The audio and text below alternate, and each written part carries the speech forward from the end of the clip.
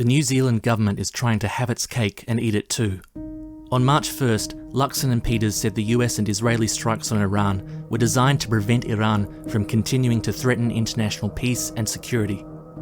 But when the consequences of the war started hurting New Zealand's economy, they changed tack. By March 4th, they were calling for a ceasefire, diplomacy, and respect for international law. In short, they began calling for peace. Much of the anti-war movement in Aotearoa has also called for peace and international law. But peace in the abstract hides the central questions. Which states are driving the war?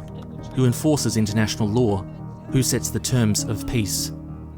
Peace is a lovely sounding word, but to leave open the question of who must win in order for it to mean anything is to risk becoming the left wing of the government's double talk. We must be clear. This is not a symmetrical conflict between equal sides. It is an imperialist assault on Iran. Iranian victory will threaten to end Trump and Netanyahu's endless offensive across Venezuela, Cuba, Palestine, Iran, and Lebanon. We are not for both sides dropping their weapons, but for doing everything we can to hasten the defeat of the US and Israel.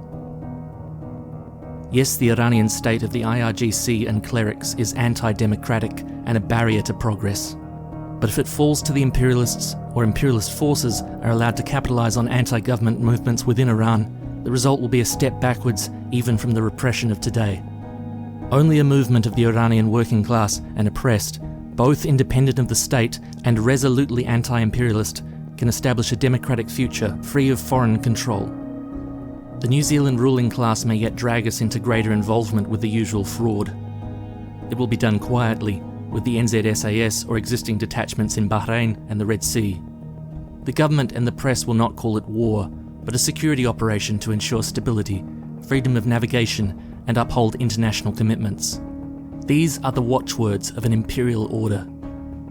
New Zealand is not upholding that order merely to please the US, but to protect its own trade and interests as a petty imperialist state, together with the other middle powers.